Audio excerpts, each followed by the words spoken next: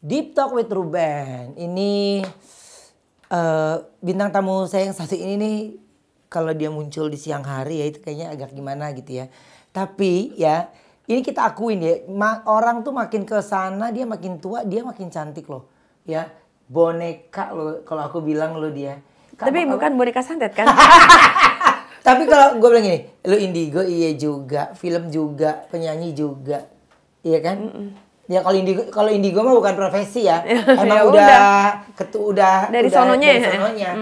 Film sama penyanyi itu kan kayaknya hal yang menurut gue tuh hal yang susah, ya kan? Film dibutuhkan kesabaran, penyanyi pun juga. Kalau seandainya suruh pilih mana? Penyanyi atau film? Wah sulit ya, soalnya itu bagian dari aku ya, kayak I love it gitu. Jadi aduh gimana ya. Gini, kenapa sih bukan beda, aku yakin pasti karena gini.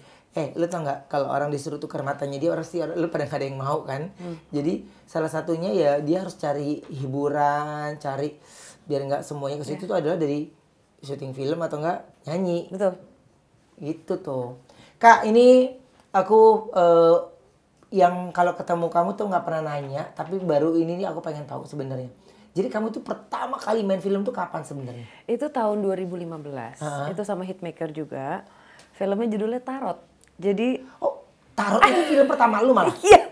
Jadi itu kayak dipanggil karena emang dulu aku masih suka pegang kartu tuh. Terus emang dipanggil casting, akhirnya dapet peran di situ.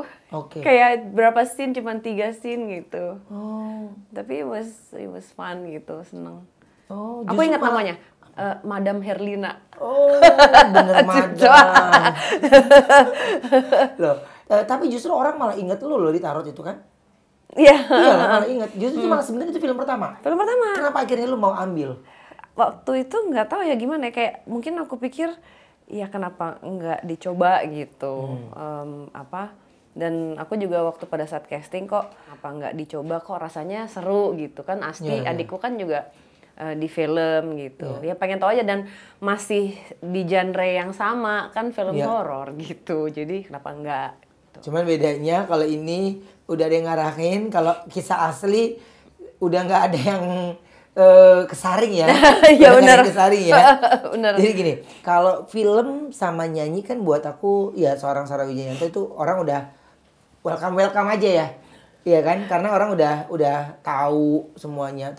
Dan katanya juga pernah menjadi penyanyi latar slang. Iya, itu tahun 94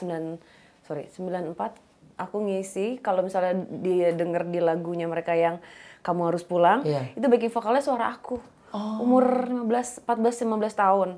Jadi tahun 95 itu aku udah ikut tur sama mereka. Jakarta, Jogja, Malang, Bali. Tahun 95 udah ikut tur sama Slang. Jadi emang nyanyi jadi backing vokal. Dan suatu kebanggaan dong bisa jadi backing vokalnya Slang loh. Happy banget di tahun apalagi tuh tahun 90-an. Tapi gila ya kalau dipikir, kayak umur 15 tahun udah ikut tur. Yang aku paling kecil tuh di Jalan Potlot itu. Jadi yang lain kan udah pada di atas aku. Baru tadi malam nyanyi lagi di kita reuni gitu. Pas aku hitung-hitung setelah 29 tahun akhirnya kita ketemu lagi. Kalau jadi indigo itu kan udah dari lama. Berarti pada saat lagi ikut sama Slang itu lu udah indigo tuh ya? Udah dengdek anaknya. jadi tapi sekitar lu gak ada yang tahu? Jadi gini kan, aku turunan.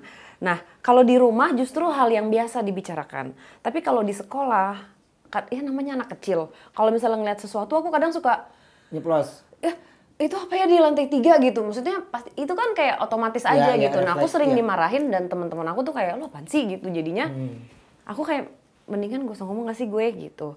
Nah, dengan berjalannya waktu, aku juga berpikir, waktu itu kan I was deep into drugs kan, dulu aku make apa segala macem. Jadi aku pikirnya, enggak lah gue, ini cuman kayak lagi high gitu. Tapi itu terus ada. Jadi dengan berjalannya waktu, ada aja kejadian-kejadian yang akhirnya aku nggak bisa lari dengan apa yang aku punya gitu. Jadi mau nggak mau harus akhirnya ya diterima. Tapi itu panjang waktunya ya. Karena setiap 5 tahun itu pasti ada perubahan yang drastis. Maksudnya dia kelebihannya lagi nambah lagi sampai kita udah nggak bisa argue lagi. Jadi in denial nih. Tapi ada kejadian yang bikin gue mau lari kemana gitu. Jadi kayak aku di acara TV dulu ke horor itu juga sama sekali nggak direncanakan. Jalannya ke situ aku dulu kan reporter itu acara apa namanya malam-malam, jadi ngeliput acara party, ya kan? Oke. Terus tahu karena sering ngobrol sama kru-krunya, ada hantu gini, akhirnya dibawa Kak, itu deh jadi bintang tamu di acara misteri. Ya udah akhirnya ikutlah gitu. Nah perjalanan di acara misteri itu kayak membawa aku ke tempat-tempat yang seharusnya aku datengin. Jadi ada pengalaman-pengalaman yang emang sepertinya aku sudah ditakdirkan untuk ke tempat-tempat ini. Salah satunya itu di Palu. Jadi kuncen yang ada di sana, dia nyebut satu nama yang cuman aku yang tahu.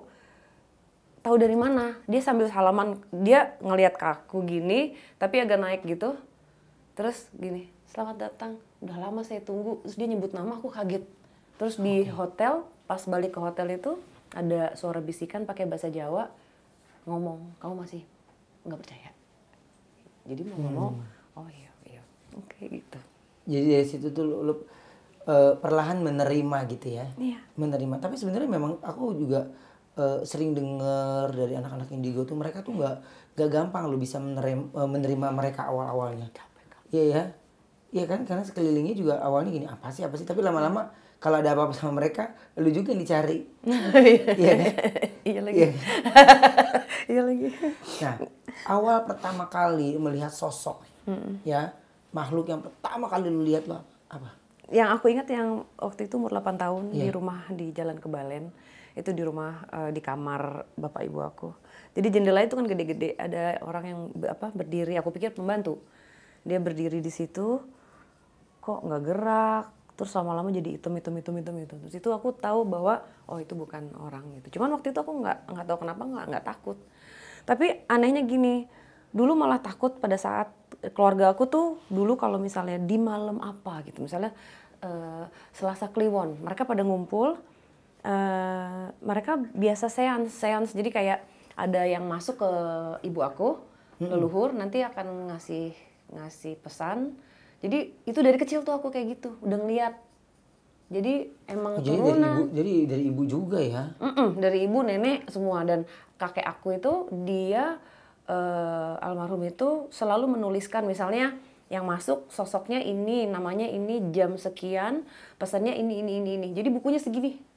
Lucu banget deh mereka itu, kayak apa ya, kayak ada, karena kakek aku emang dia geek juga, jadi semuanya di jurnal gitu, ditulis semuanya. Masih ada kayaknya bukunya. Serem juga. Tapi ya. semua yang ditulis itu udah kejadian di tahun dulu, di presiden kita yang dulu. Jadi udah presiden awal-awal ya. Maksud gini, kan itu kalau itu nggak usah diasah kan, karena dia ya memang karena udah turunan kan pasti ada sesuatu yang gimana ya ngomongnya, kalau misalnya nggak diasah pilihan. Iya. Kalau misalnya emang kita dari lahir itu kan kita mau gimana, mau dibawanya seperti apa. Pasti bertambahnya usia itu yang namanya kemampuan pasti akan bertambah. Bertambah lagi kelebihannya kan? Ya, jadi kita mau bawa gimana, karena itu mempengaruhi kita sehari-hari. Gimana kita menjalankan kehidupan. Tau nggak, gue tuh pengen nanya ya, tapi gue lupa. Terus maksudnya sama teman-teman indigo yang lain gitu.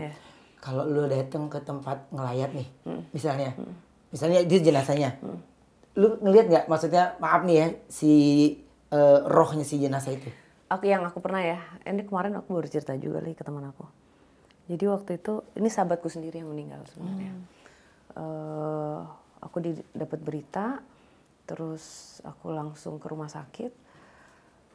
Pulang dari rumah sakit tuh masih rasanya, karena aku deket banget jadi nggak mau percaya gitu, kayak masa sih, dan dia nggak sakit, jadi kaget gitu aku. Terus pas masuk mobil itu dia ada di mobil. Aku berusaha kayak aku pura-pura nggak lihat, kayak aku nggak mau sampai dia tahu kalau aku lihat, tapi pasti dia tahu aku lihat, kayak gitu, campur aduk rasanya.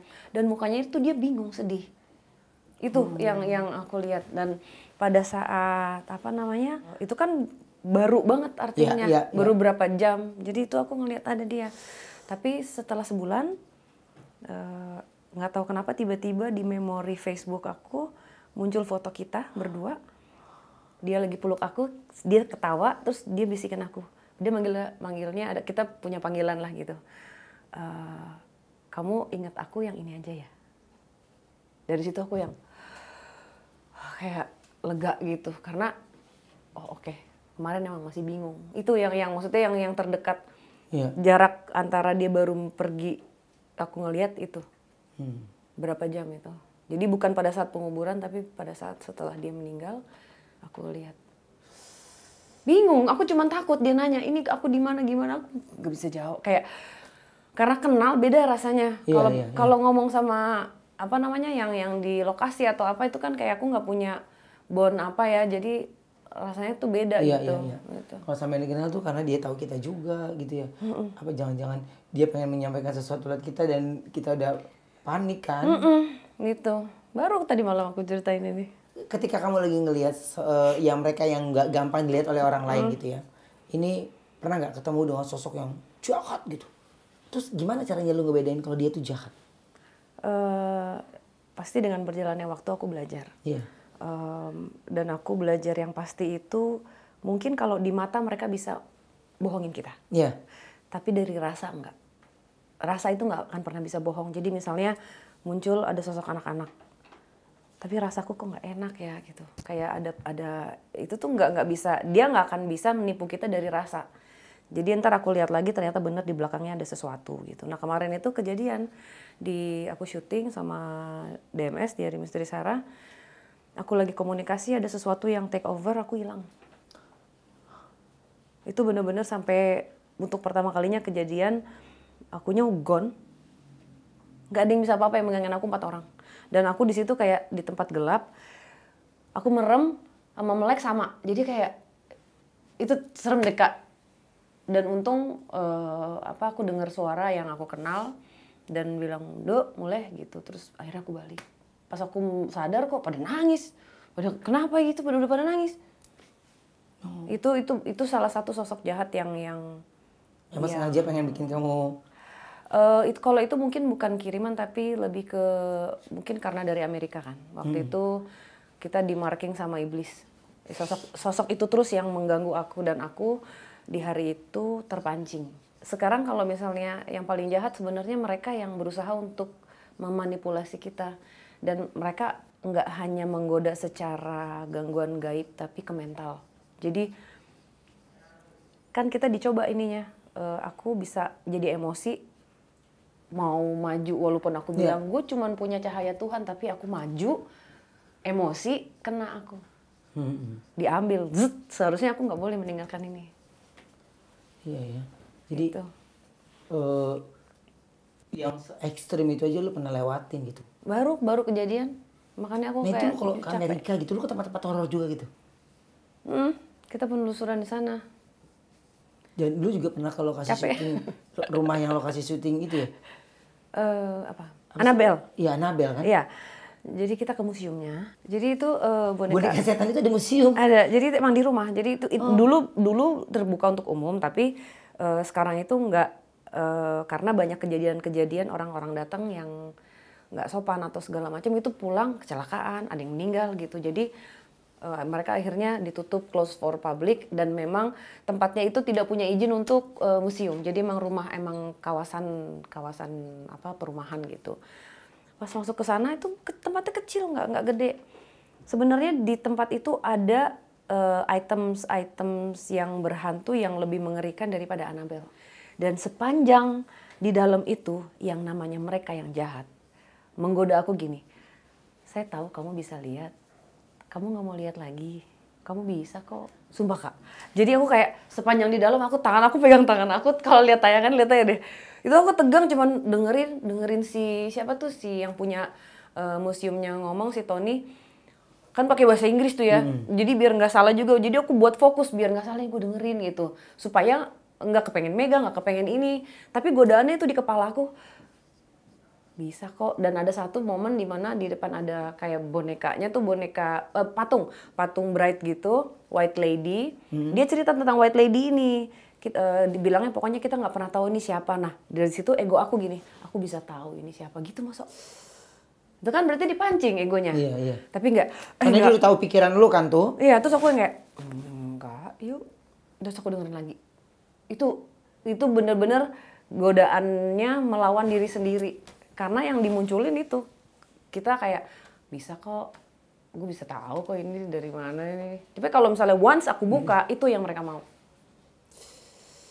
Ih, gitu. Gila ya.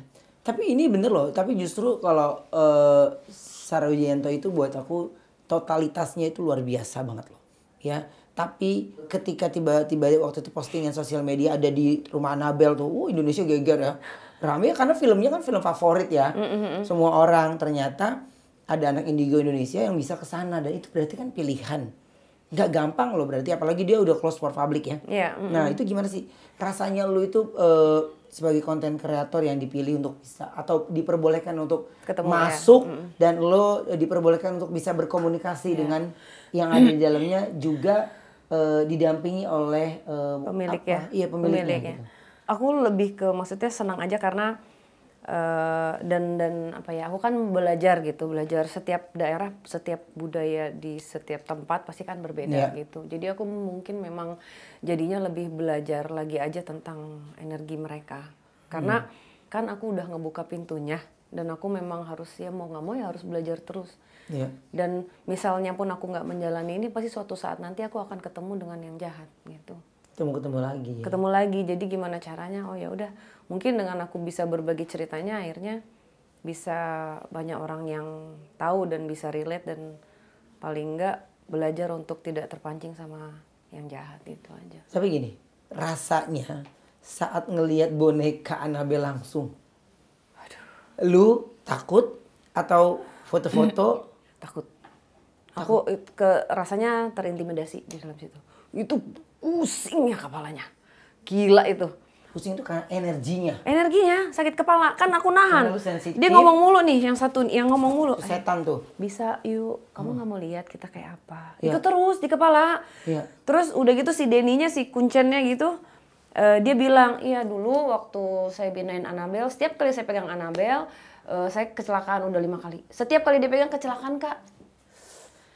Akhirnya mereka bikin si kotaknya itu si kayu dan apa segala macam itu udah dilapisi sama oil dan air suci dan itu udah didoa. Jadi setiap minggu ada pendeta yang datang untuk nge-blessing dan pakai ada tembaga itu ada lambang-lambang dari angels gitu. Dan dia pegangnya itu nggak bisa langsung, nggak bisa kulit. Jadi pakai gloves. Glovesnya itu juga ditaruh tembaga, itu lambang-lambang dari angels. Jadi proteksi. Nah semenjak pakai itu nggak kecelakaan lagi. Tapi memang dia cerita juga sempat ada orang datang ke sini pendeta, dia mocking, itu dia kepental jatuh sampai terluka. Jadi banyak kejadian-kejadian ya yang gak bisa jelasin. Lu pada mau percaya mau enggak, lu datang aja ke sana cobain gitu ya. Iya, jadi gue tuh gak ngebayang loh lagi bilang gini. Gila ini perempuan mentalnya gila sih ini gue bilang. Pas dibuka ininya ada burung-burung kayak di film gitu. Oh coy, gini. Aku sakit kepala sih. Aku pasti buka panik kan kayak dia dikeluarin. Maksudnya itu aja udah pusing. Terus dia cuman buka aja, cuman ngasih lihat. Yang lain ikut gak sih? Ikut, yang lain ikut juga. Itu semua punya apa ya? Kelebihan masing-masing. Enggak, mereka punya pengalaman sendiri-sendiri itu di kepalanya. Karena semuanya digoda. Kita di trigger egonya kita. Dan judulnya harusnya Anabel Sang Penggoda. Itu dia. Emang sialan itu Anabel, dek-dek. Tapi itu yang aku bilang loh, dia totalitasnya Sarah Wijayanto ini buat aku ya ketika dia mau jadi konten kreator itu dia bahkan kelebihan yang dia punya dia nggak explore di Indonesia doang, dia explore di luar negeri bahkan di cerita legend. Ya, itu yang nggak semua orang punya keberanian loh. Sebenarnya ya mau lo 7 orang didampingi juga mental itu nggak bisa dibentuk ya. Ada nggak sih selama lu melakukan penelusuran pernah nggak ada cerita atau storynya atau di belakangnya tuh sampai lu sedih? Gue sering nonton lu sedih. Kalau ya cerita sedih lu pasti nangis, kalau enggak ya lu biasa. Tapi ada nggak yang sampai lu baper banget? Kalau penelusuran cerita sedih ya banyak ya gitu. Cuman semuanya buat aku ya punya tempat di hati. Tapi sebenarnya kalau dibilang sedih bukan pada saat penelusuran tapi pada saat aku di rumah. Sampai berapa hari yang lalu itu masih ada kiriman-kiriman datang. Itu kan sama dengan gaib ya. Gitu. Jadi ada orang yang mungkin ngetes biasanya Ada juga yang sengaja mengirimkan. Sampai berapa bulan yang lalu itu ada orang yang memang peka juga, dia hubungin aku, dia bilang ini sampai mau dibikin jadi ada orang yang bikin pocongan, ada foto aku, pokoknya intinya biar aku gitu. Terus kayak beberapa hari yang lalu juga aku tuh nggak tahu kenapa moodnya itu nggak bagus, kayak rasanya tuh sedih gitu. Tapi aku kayak kenapa ya gue, terus aku milih untuk gue nggak usah pergi deh, di rumah aja. Aku memutuskan untuk gue di bawah deh, gue olahraga aja, siapa tahu hilang nih moodnya, jadi happy gitu. Pas sampai di bawah, ya bener ada yang ngirim, itu 2 orang, sumbernya dari 2 orang. Jadi itu baru nyoba, bayangin Kak.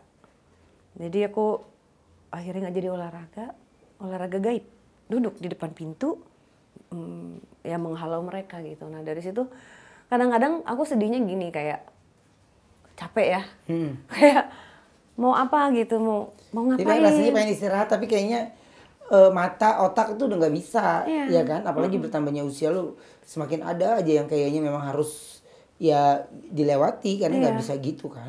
Dan aku jujur kadang-kadang ada momen yang udah capek banget lagi aku gitu, tapi ya aku juga mungkin ya jadinya bersyukur juga kalau aku masih bisa ngatasin dan ngelawan ini gitu. Dan mungkin emang diajarin lagi untuk ya lo harus kuat, lo harus bisa gitu, dan bisa bantuin teman-teman lo gitu.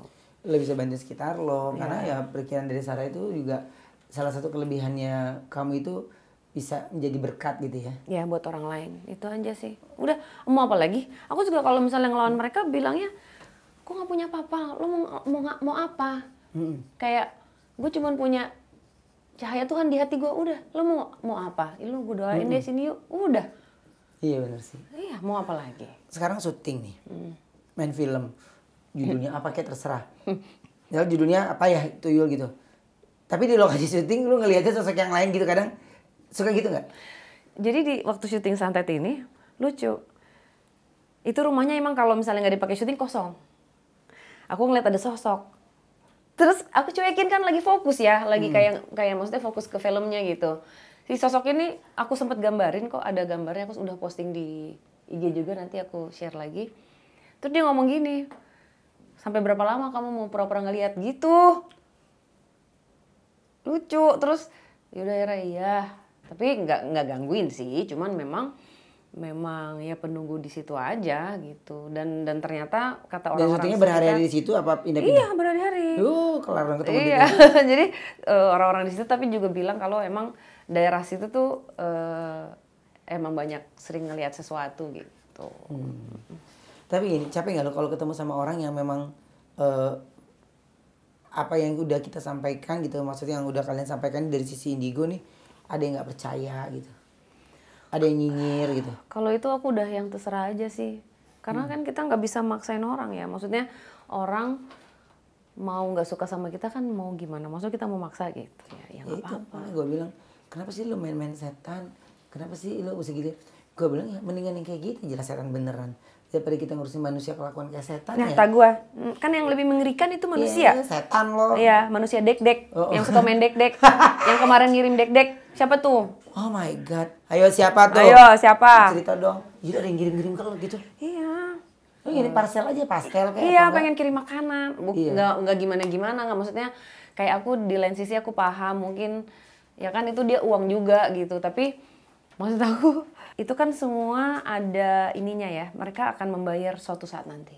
Iya pasti. Dan tanpa disadari, pasti. iya. Dan tanpa disadari mungkin sekarang belum berasa gitu ya. Cuman yang kasihannya adalah tanpa mereka sadari mereka udah jadi budak iblis. Dan aku sudah melihat beberapa kali orang-orang yang menggunakan itu diperbudak sama iblis-iblis ini. Jadi kayak ada ikatan. Jadi misalnya kalau aku lihat di lokasi, sini sosok yang gede nih. Nah di bawahnya tuh suka ada kayak sosok-sosok orang, tapi kayak keikat gitu loh.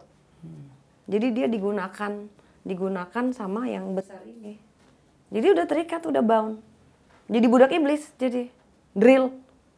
Makanya itu kalau udah kalau udah tercebur di situ ya udah kalau udah telat ya mau gimana lagi. Kan logika, lu ngeluarin duit 50 juta, 100 juta, sampai mungkin udah ber-MM itu buat mau mencelakakan aku misalnya gitu ya. Kan sayang, mending operasi hidung, treatment, apa. Lo bener dong kan bikin kita happy gitu maksudnya. Ngapain kek gitu atau sumbangin kek atau apa gitu. Kalau nggak ambil rumah, 3M udah lunas rumahnya gitu. Ini jujur, berarti sekarang ini lagi dapat serangan santet. 3 hari yang lalu. 3 hari yang lalu. Apa yang dirasakan? Ya itu kayak moodnya tiba-tiba aku capek gitu. Terus kayak, tapi aku sadar kayak ini gue daripada gimana-gimana mending nggak ketemu orang di rumah aja gitu. Benar aku kayak di rumah. Dan pas aku sadar, ya itu pas aku turun, oh ada. Ternyata di luar ada yang mencoba untuk masuk. Oke. Gitu. Serem. Ya? Pokoknya aku lagi live gitu. Nanti ada aja. Ntar ada yang di komen muncul. Itu biasanya untuk nge-trigger aku. Terus ntar ada yang nyerang gitu. Jadi kadang-kadang di aku posting sesuatu, ntar ada yang nyerang nih, buzzer. Besoknya pasti datang, ada yang datang. Jadi patternnya gitu, jadi biar kena mental. Oh jadi dia ngarahin lu tuh dari komennya dulu ya? Ya. Lu kena mental, lu oke. Maunya begitu. Iya, tapi ternyata nggak mempan. Kena nggak kalau? Iya, habis gimana? Maksudnya kalau sekarang ya orang mau ngomong jelek, ya udah nggak. Lu cantik, gimana dong? Bukan, maksudnya udah nggak sedih lagi gitu kayak. Iya. Ya karena udah keseringan jadinya ya udahlah gitu jadi begitu Kak. Kalau aku pokoknya kalau lagi nggak mau berantem kamu nggak tanggepin, tapi kalau lagi mau berantem nggak bisa berhenti. Iya tapi mut-mutan kan. Iya. Ya udahlah dia lagi butuh duit kan buzzer dibayar kali biar dia gitu aja. Habis gimana? Kasihan lagi kasihan banget sama orang yang datang bayar orang untuk melukai orang. Hatinya kan berarti hatinya kasihan gak sih? Pasti kosong. Pasti dia nggak punya Tuhan di dalam ininya dia. Iyalah. Itu kan ya I'm so sorry gitu untuk orang-orang yang melakukan ini gitu. Karena emang ya gimana ya rasanya. Nggak bisa ya karena mereka udah mengaminkan hal-hal yang kayak gitu masuk ke badannya dia dan juga pikiran kan. Iya makanya itu. Jadi lebih ke ya udah lebih mengerti aja sih supaya untuk mengurangi akunya jangan sampai kena ke aku gitu. Ya. Jadi mengerti aja bahwa di luar sana banyak orang yang hatinya nggak baik-baik aja. Nah ini katanya mau ngeluarin lagunya sama David Noah. Iya ada lagu. Judul horor juga nggak? Judulnya Mimpi. Ini tentang past life. Tentang past life. Jadi kalau percaya reinkarnasi ceritanya ditemukan kembali di saat sekarang gitu. Nggak jauh-jauh ya. Cuman kayak mungkin ini ceritanya dari kumpulan banyak cerita dari orang terus kita bukan pengalaman pribadi gitu kita berdua mungkin pengalaman yang lalu gitu dan kita satukan dua kepala menjadi si lagu ini gitu. Doain ya Kak. Pasti dong. Ya. Nah, Judulnya Mimpi. Kapan rilisnya kalau lagu? Tanggal 31 Oktober. Jadi 31 Oktober karyanya. Pas Halloween lagi ya? Pas Halloween. Iya ya. Iya. Pas ulang tahun Diary Misteri Sarah juga. Itu? Iya. Kita ulang tahun ke-6. Ke-6. Iya. Oke. Jadi ulang tahun ke-6 Diary Misteri Sarah. Kejutannya itu adalah lagu Mimpi ya? Iya, lagu Mimpi. Lagu Mimpi dan video klip udah. OTW. OTW ya. Yang dimas sekarang di semua platform doain juga orang ya dengerin guys, lagu dulu ya. Doain ya guys. Nah, jadi gini. Lu judulnya lagi main judul lagunya Mimpi. Lagi kena santet dan sekarang lagi main film santet. Iya kan? Iya lagi. Iya kan? Kalau kena kan baru akhir-akhir 3 hari. Kalau film kan lu udah dari lama kan? Iya, dari sebelumnya. Jadi kayak gini. Jadi kayak ketulang gak sih ini gara-gara judulnya? Oh, enggak dong. Enggak. Kan maksudnya pas ngambil santet, aku mau juga, oh ya udah pas nih gitu. Maksudnya kan selama ini udah ngadepinnya kan nggak baru-baru ini aja, udah selama. Tapi kalau apa tuh? 10 tahun. Berapa tuh? 10 tahun. Oh iya. Mungkin yang dukun yang dulu udah tua terus pindah lagi dukun gitu kayaknya. Jadi banyak udah melalui banyak itu, tapi karena banyak kiriman-kiriman itu, jadinya aku mau nggak mau belajar. Jadi kayak mau nggak mau aku dipaksa untuk menghadapi itu. Akhirnya aku bisa bantuin teman. Kalau ada apa-apa, bisa bantuin bersihin rumahnya, bersihin dianya gitu. Jadi ya jadi benar, jadi berkat buat aku. Iya, ya, jadi banyak bisa. Nah aku sejujurnya ya, aku juga kayak udah pernah cerita ya. Jadi ketika waktu aku ada serangan-serangan yang kayak gitu tuh ya, ini sejujurnya orang yang paling khawatir nelfonin ini tuh ya Sarah Wijayanto ini. Dia nggak berhenti tanya, aku juga update begini kak, ini gini-gini, ini gini-gini. Jadi Sarah Wijayanto sama Indra Birowo. Jadi itu buat aku yang jarang banget kita teleponan. Tapi ketika denger aku di posisi kayak gitu tuh yang nggak berhenti loh mereka kasih support. Terus juga aku ketemu ular nih kak gitu, fotoin gitu. Aku foto, aku kirim, ini Sarah Wijayanto ini. Ya, aku thank you banget loh kak. Bener-bener sama-sama. tahu banget ya ngerasanya di posisi itu tuh, aduh, udah bingung mau cerita, mulut udah pada nyampe duluan, nggak cerita tekanan sendiri, ya kan? Itu tuh yang paling jahat lah pokoknya untuk kalian yang santet lover ya. Santet lover coy. Tapi itu iya kan loh, itu menurut gue tuh jahat loh, karena banyak nih akhirnya aku pun belajar. Ada yang mereka tuker nyawa, ada yang mereka yang memang sengaja cuman ngenain doang. Ngetes aja. Iya, jadi mereka ngenain doang. Wah, itu sih gila sih. Maksudnya letupan dum. Itu tuh wah ini kena nih. Kayaknya ini akan gak tidur nih 7 hari ke depan nih, bener. Dan itu terjadi. Jadi ada dari awalnya, ada tanda sampai memang bener-bener malam puncaknya ya. Itu yang gak ketebak loh. Tapi look at you now. Sekarang orang-orang itu pada kemana? Amin. Diberikan sehat. Dan amin. Ya susah ya kalau misalnya orang niat jahat.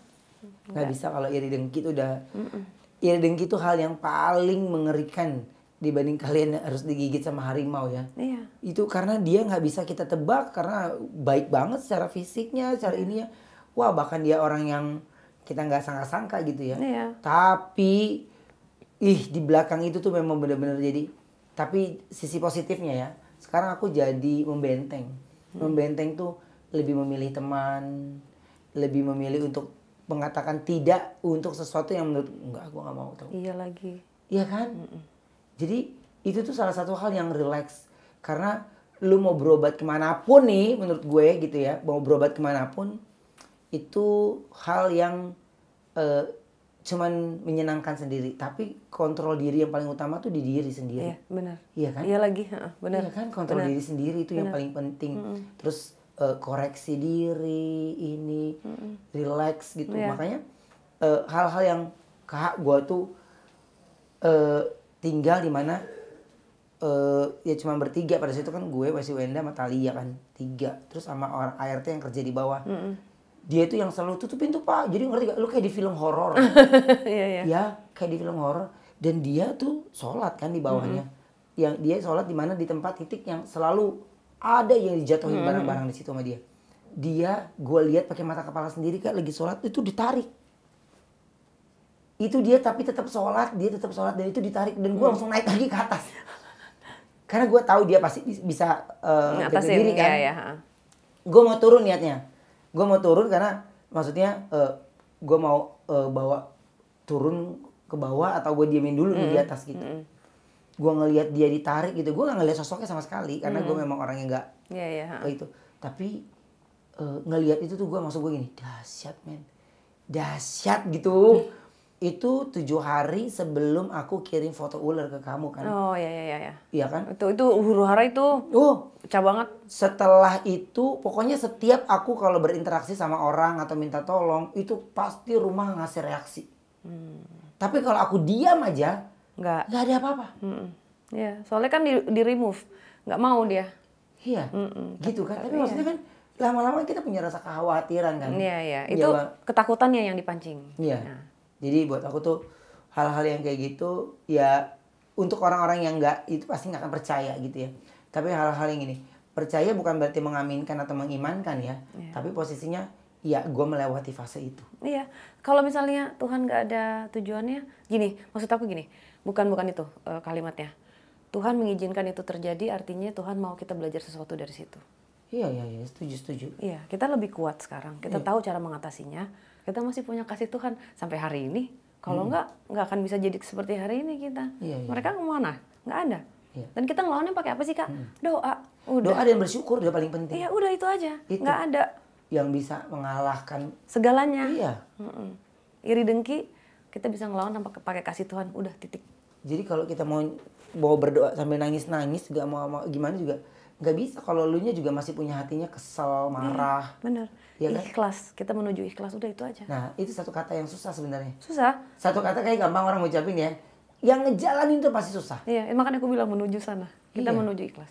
Nah, ini gini, pas gue tahu lu ada santet segorop itu, gue langsung gini, ini jenis santet apa lagi ini? Gue baru tahu loh. Aku juga kayak sebenarnya pas pas waktu ngelihat aku juga nanya karena kan aku nggak mempelajari ya. Jadi kan mungkin kalau di daerah-daerah itu tuh ada namanya apa gitu. Cuman aku jujur aku tidak mempelajari gitu. Jadi kalau santet segorop itu ini filmnya tentang apa sih? Jadi ini ada sebuah keluarga. Sebuah keluarga ini dia punya toko ceritanya. Nah, itu terjadilah biasalah kalau iri dengki ya kan. Nah, itu terjadi peperangan gaib yang seperti itu. Jadi kayak apa ya sebenarnya karena keirian manusia antar manusia, oh kok dia usahanya lebih ini, kenapa gue kok begini, selalu membanding-bandingkan dengan yang lain, tapi mungkin dia kepancing akhirnya begitu juga gitu. Makanya ini intinya adalah dari awal jangan sampai kepancing sama yang jahat gitu. Makanya aku mau nih ngambil film ini karena pesan dari film ini tuh bagus gitu. Dan beda ya karakter kali ini aku jadi ibu-ibu. Jadi ibu-ibu biasa di Jawa. Terus syutingnya di nggak punya kemampuan di Klaten. Di Klaten. Di situ aku takut orang yang biasa aja nggak punya kemampuan, panik apa segala macam gitu ya. It was fun. Seru. Jadi karakternya di luar dari lo seorang cewek yang berani gitu ya. Ibu-ibu lagi. Ibu-ibu punya anak 3. Kalau ngomong tentang karakter di santet, ini siapa aja pemainnya berarti? Ada Sandrina, Ari Ilham, ada Ari Irham sama Christian Sugiono. Oke. Jadi aku jadi Marni, istrinya Christian Sugiono. Nah, di situ tuh ya. Keluarga ini yang dibahas kan? Keluarga ini yang dibahas. Ketika memerankan karakter ibu itu kan, ya lu tetap Sarah kan? Beda sih, aku tanya sama direkturnya background story dari si Marni seperti apa. Jadi kayak aku reaksinya harus bagaimana pada saat aku mendengar hal buruk atau apa ya sesuatu yang terjadi pasti akan berbeda dengan reaksi aku gitu kan, dengan reaksi aku sehari-hari. Jadi aku create gimana karakter si Marni ini gitu, mudah-mudahan sih bisa di-deliver dengan baik. Dan ada anak-anak, kan aku nggak ada anak kan, nggak punya anak. Tapi ya apa ya kayak gimana sih kalau misalnya seorang ibu punya 3 anak. Cuman kalau itu mungkin di film-film sebelumnya biasa jadi Bu Sekar, jadi Bu Laras itu kan ada anaknya gitu. Tapi ini tuh kayak membayangkan bagaimana perempuan di zaman itu, di tahun itu, terus hidupnya di desa, suaminya pemilik toko kecil. Nah, jadi kayak aku banyak bertanya sama director aja supaya bisa deliver reaksinya, terus gimana cara ngomongnya. Itu juga kita ada latihan karena di Jawa, jadi ada beberapa yang pakai bahasa Jawa. Jadi pada saat syuting lu jadi seorang ibu nih, ya kan? Nah di belakang layarnya nih, ya gak? Ada nggak sosok-sosok yang ngeliatin lo gitu? Ada, karena rambutku panjang waktu itu, jadi ada yang ngeliatin aku, terus kayak dia ngomong sama gitu, enak aja sama. Disangkain aku Kunti.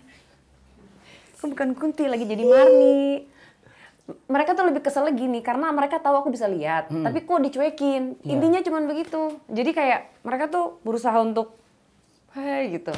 Kayak gitu lagi kira-kira. Cuman yang munculnya tuh bener-bener kayak diri gitu ngeliatin. Kan aku lagi syuting ya. Jadi, sorry deh gue lagi gak mau nanggepin lo ya. Gitu aku pura-pura ini, maksudnya kayak nggak mau ini. Nggak mau lihat karena kan fokusnya ke lagi syuting gitu. Nah tapi ada beberapa momen aku yang bilang iya nanti dulu gitu. Terus pas pada saat break ya aku ajak ngobrol terus doa, abis itu oke sih. Oke. Iya. Ada nggak lokasi yang kan pindah-pindah pasti ya, tapi itu dahsyat banget kayak lu pengen kayak nggak ada deh, maksudnya aku cuman di situ di rumah itu. Jadi paling banyak di rumah tuh. Di rumah itu. Di situ aja banyak tuh mondar-mandir si Bu Marni tuh. Gak ngebayang ya jadi dia. Di situ dia bukan peran anak indigo ya. Tapi di situ dia harus pada saat di belakang kamera, di samping kamera gitu, gue rasa yang penonton tuh pengen denger ceritanya ya. Iya gak sih Kak?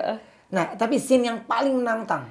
Horor itu kan capeknya bukan main loh. Aku pengen cerita tapi nanti spoiler. Enggak, scene, ada gak scene yang paling menantang itu ada? Ada di film ini. Ada deh ya. Ada, tapi nanti nonton wajib aja. nonton. Harus nonton. Harus nonton. Ini kayak beda dari peran-peran yang pernah aku perankan sebelumnya gitu. Jadi please. Itu ya pasti orang akan menarik karena Sarah punya cerita horor sendiri, ini sendiri tiba-tiba dia mau menerima film horor. Ini sudah pasti ada sesuatu yang menarik dari film ini. Iya kan? Iya. Jadi Santet Segoro Pitu. Santet Segoro Pitu. Itu Iya. bahasa Indonesianya itu apa ya? Tujuh mata Tujuh air. mata air. Serem banget ya. Santet tujuh mata air kayak mana itu?